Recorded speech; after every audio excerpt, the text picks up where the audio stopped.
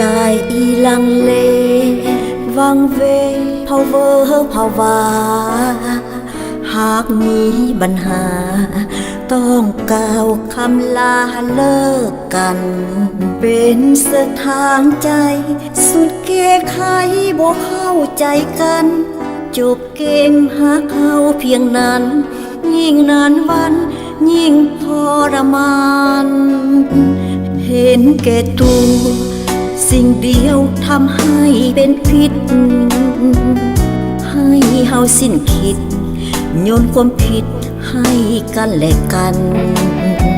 เติมเรื่องใส่หายคิดเดาไปจนเกินเหตุการณ์เหตุผลต่างคนยึดมั่นมาจบกันต่างคนต่างไปเมื่อก่อนนั้นอยากให้กันดีแต่มาเดี๋ยวนี้บ่มีภัยแล้วทำเพื่อภัยเล็กน้อยเพียงนิดคิดเอาเปรียบกันอยู่เรื่อยไปผลงานวิมานสร้างไว้ต้องกับกายมาพังสลายจิตสำนึกศึกษาไว้เป็นบทเรียนเอาไว้คอยเพียรเตือนวันพุ่งสักครั้งใหม่ต่างมีเหตุผล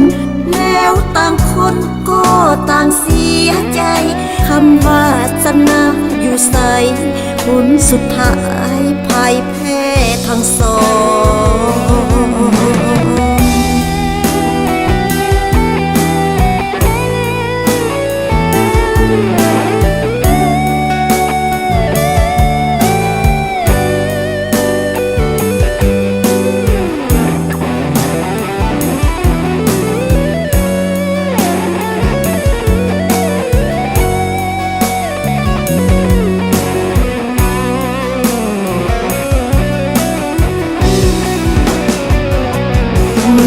ก่อนนั้น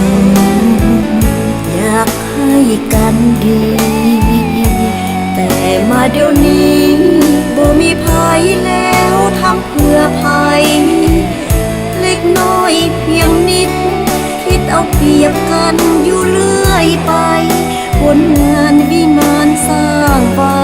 ต้องกับกายมาพังสลายจิตสำนึกศึกษาไว้เป็นบทเรียน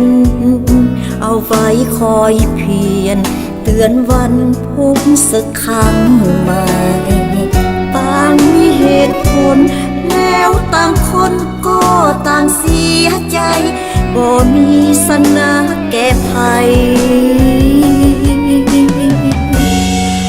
ผลสุดท้ายพ่ายแพ้ทั้งสองคน